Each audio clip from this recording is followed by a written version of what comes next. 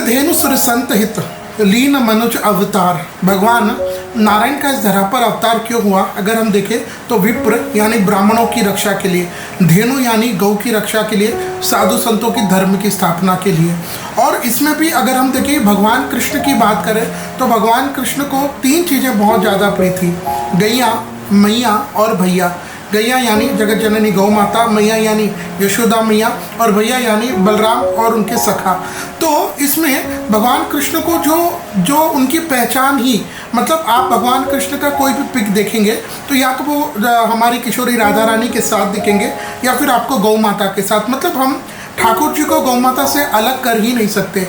भगवान कृष्ण स्वयं कहते हैं कि जो व्यक्ति मेरी पूजा तो करता है लेकिन गौ माता की पूजा नहीं करता, गौ माता की रक्षा नहीं करता, वह मेरी पूजा के लायक ही नहीं है, मैं उसकी पूजा को स्वीकार ही नहीं करता हूँ।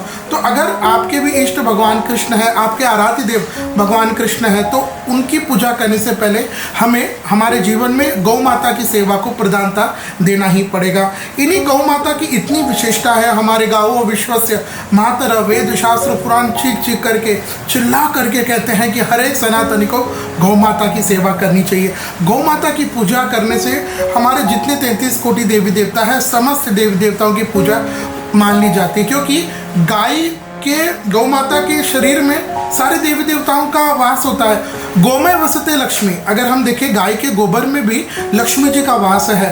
तो दीपावली की पूजा में जब आप लक्ष्मी जी की पूजा करते हैं तो लक्ष्मी जी की पूजा वाले के स्थान पर हम गोबर भी तो लगाते हैं। तो गाय का इतना महत्व है। तो इन्हीं गौ माता की पूजा करने से सारे समस्त देवी देवताओं की पूजा करने का सौभाग्य और कृपा हमें प्राप्त हो जाता है। तो विचार करिए, ऐसी यह गौ माता की जब इतनी दिव्य महिमा है तो उनकी पूजा का समय आता है कार्तिक मास के शुक्ल पक्ष की अष्टमी तिथि, जिसे हमारे भारत के सनातनी समाज गोपाष्टमी कहते हैं। विशेष करके अगर हम नॉर्थ इंडिया में देखें ब्रज क्षेत्र में, तो वहाँ तो आहा मथुरा, वृंदावन, गोकुल, बरसाना, इन जगह तो गौ माता की इतनी पूजा होती है, सेवा होती है, क्योंकि यहीं पर तो ठाकुर जी ने अपने अधिकतर जीवन के समय को बिताया था। अगर आप देखें कि भगवान कृष्ण ने गोवर्धन पर्वत को उठाया था तो वह दीपावली के दूसरे दिन, दीपावली तक तो इंद्र की पूजा ब्रजवासी करते थे, दूसरे दिन भगवान कृष्ण ने गोवर्धन पर्वत को उठाया, अपनी पूजा को प्रारंभ किया और अष्टमी तिथि तक वो अपने धारण करते रहे। और अष्टमी को यानी गोपाष्टमी को फिर उसको रख करके भगवान ने प्रथम बार अपनी गौचारण लीलाओं को प्रारंभ किया।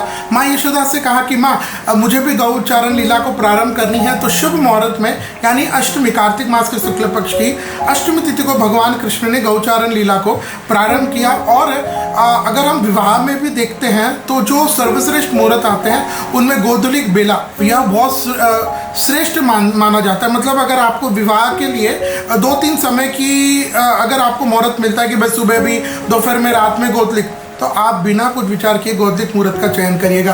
गोधूलिक यानी भगवान कृष्ण जब शाम के समय गायों को लेकर के चरा करके उनके साथ लीला कर करके लौटते हैं तो वह गायों की धूल जो भगवान कृष्ण के चेहरे पर लगती है उससे भगवान कृष्ण बहुत प्रसन्न होते हैं। तो ऐसी गौ माता का यह दिव्य पावन पर्व अष्टमी तिथि गोपाष्टमी जिसको हम लोग कहते हैं, तो आइए जानते साल 2025 में ये कब रहेगा। तो सबसे पहले हम ये समझते हैं कि अष्टमी तिथि प्रारंभ कब होगी और समाप्त कब होगी। तो अष्टमी तिथि प्रारंभ हो जाएगी 29 अक्टूबर 2025 को सुबह के 9:23 और ये अष्टमी तिथि समाप्त हो जाएगी 30 अक्टूबर 2025 को सुबह के 10:06। तो इसके हिसाब से गायों की पूजा का, सेवा का, गौ सेवा का संकल्प लेने का यह गोपाष्टमी का पावन पर्व रहेगा। विक्रम संवत 2082 कार्तिक मास के शुक्ल पक्ष की अष्टमी तिथि यानी गुरुवार 30 अक्टूबर 2025 को पूरा भारतवर्ष का सनातन समाज गौ माता की पूजा करेगा। देखिए, जब गोपाष्टमी आए तो ऐसा नहीं कि बस एक दिन हम गौशाला चले गए, हमने कुछ पिक्चर्स ले लिए, अपने स्टेटस पर लगा दिया, स्टोरी पर लगा दिया, स्नैप पर लगा दिया और हम अपने आप को गौ भक्त साबित करते रहे। ध्यान दीजिएगा, जब तक हम गौ उत्पाद, गाय का दूध अपने जीवन में पीने की आदत नहीं डालेंगे, पंचगव्य साबुन है और गौमूत्र है, गौमूत्र तो कितनी बीमारियों को दूर करता है।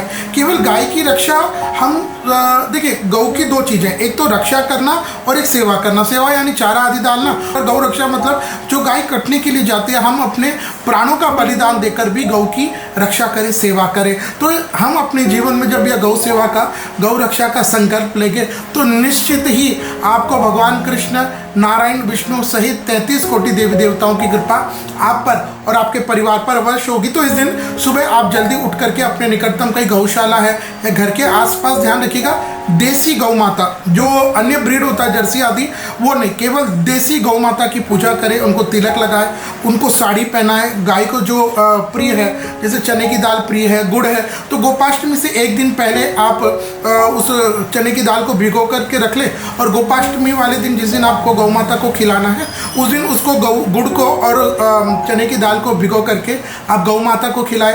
उनकी पूंछ से अपने शरीर पर झाड़ा दे सकते हैं। छोटे बच्चे हैं तो वो गौ के नीचे से भी जाते हैं, तो यह भी हमें नज़र टुकार से बचाता है। तो हमें सुबह उठ करके रात में सोने तक जो हमें जीवन प्रदान करती है, ऐसी गौ माता को सारा विश्व भर का सनातनी समाज नमन करता है।